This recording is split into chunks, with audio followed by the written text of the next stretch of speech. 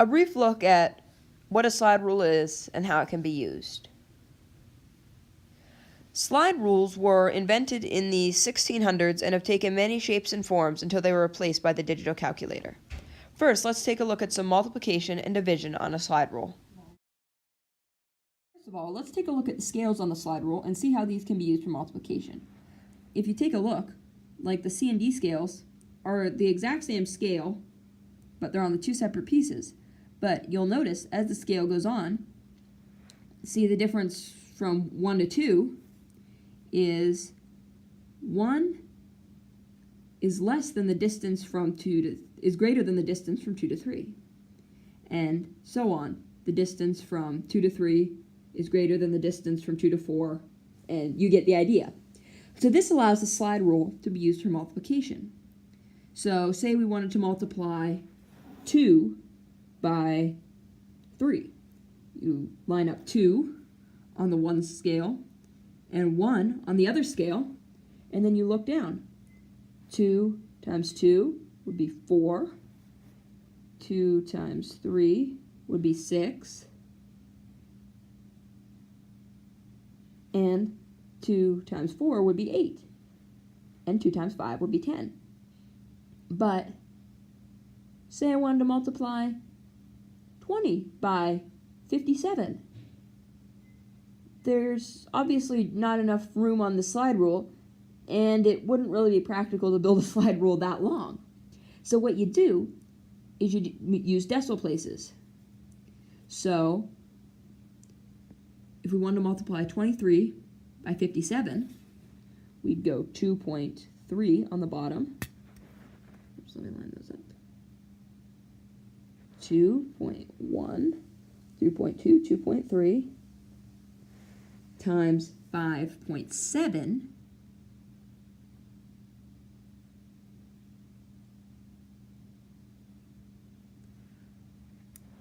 so we go down here.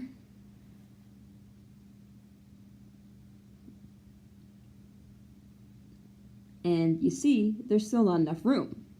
So in this case, this is why they make the other scales. Because the A and B scales are also the same, but they are slightly smaller, so you can use them for higher numbers.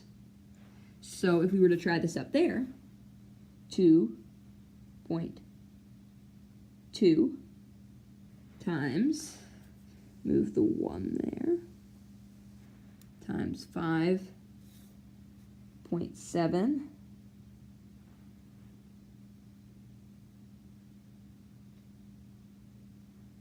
would be 124. And then, if you might have taken chemistry, you'll learn about significant figures. And basically what it means is you estimate one more place than is obvious from the ruler. So you would read this measurement as 124.1 or whatever you think it is. And yeah, that is how you can do multiplication. And the opposite, you can use it for division. So like say you had 35 and you wanted to divide it by 3. What you could do is on the bottom here, on one of your scales, let's use the C and D scale because that should be long enough for what we need here. So we take 35 and we use decimal places, so 3.5, and then we want to divide it by 3. So we basically do the opposite. We move the 3 there and then look down and you can see where the 1 is. So 35 divided by 3 would be 11.5 11.65 approximately. It takes a little bit of time to be able to quickly read the scales, but even I'm still learning. And there are obvious marks for like pi, you can see here.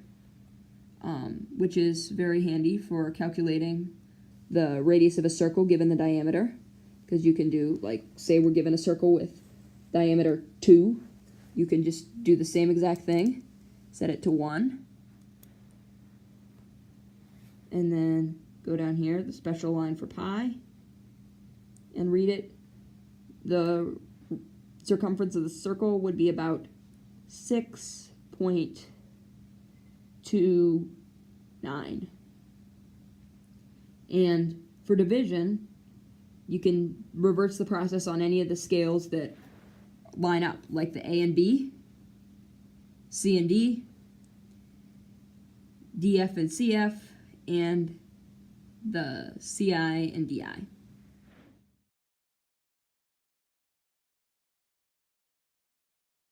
Now, before in multiplication, we could just use multiplication to do square roots and squaring things, but there's an easier way.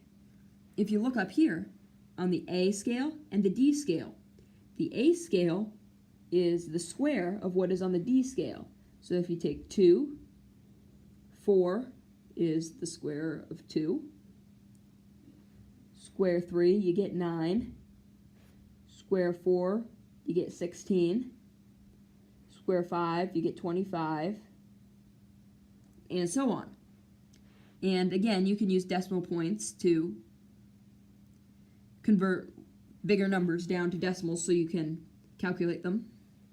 And this is also helpful, and you can reverse the process to get the square root. So if we were given and told to find the square root of 19.2, we could just locate 12, 13, 14, 15, 11, 12, 13, 14, 15, 16, 17, 18, 19, 19.2. And then we can look down and see the square root is 4.38. And also, if you look at the D scales and the K scales, this works for cube roots. So, like cubing 2 would give you 8. Cubing 3 would give you 27. And cubing 4 would give you 64. And you can use the inverse of this process to find cube roots of numbers, like, say, the cube root of 7. So the cube root of 7 would be 1.92.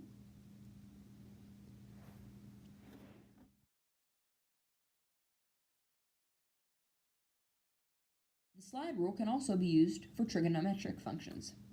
If you look, there is a scale that is S, which stands for sine, and there's one for T, which stands for tangent. And the sine, if you want to say find the sine of 8 degrees, you go to locate 8 on the S scale and read it on the C or D scale. So, with a decimal point before it. So you could see that the sine of 8 is 0.139.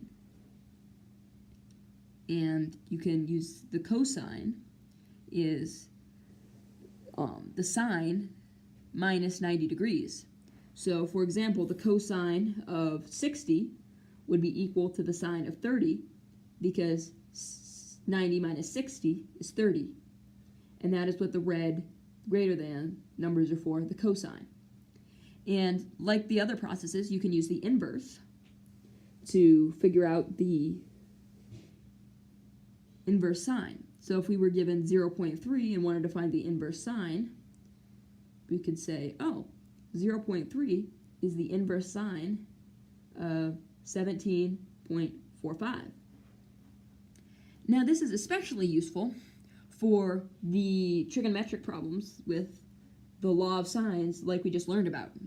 So for example, if we're given a triangle and a side with an angle of 30 degrees, well, not 30, but a side of 25 degrees has an opposing side of 27, what we can do is locate 27 down here, 25, 26, 27, and put the sign of 25 degrees there, and then our scale is set.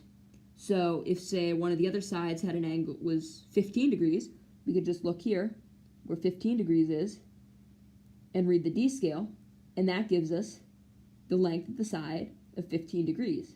It sets it up for our sine ratio. And we can also use this for if we were known that triangle and we're told to find the angle of the side opposite of a 4.8 long segment. We could just go to 4.8 and see that that would be the other angle would be 40, would be about 49. And for tangents, the process is similar. You look at the ST scale instead. So if we wanted to find the tangent of 30 degrees, you go down here to 30 on the T scale and read above it on the ST scale. So the tangent of 30 would be 3.3. And this can be used to find the inverse tangents. And this is useful as you can mark the ratios, like I showed previously, for solving the law of sines. So, all in all, the slide rule is a very useful tool, and you can do a lot of things with it that some features that are exclusive to a scientific calculator. And this is actually what they used to get men on the moon, and it's what they used until your calculators were invented. And you can even do logarithms on here with the L scale, but I honestly haven't read up on how to do logarithms, so I can't show you that. But hopefully that gives you a little bit of overview about what a slide rule is and what it's useful for. Thanks.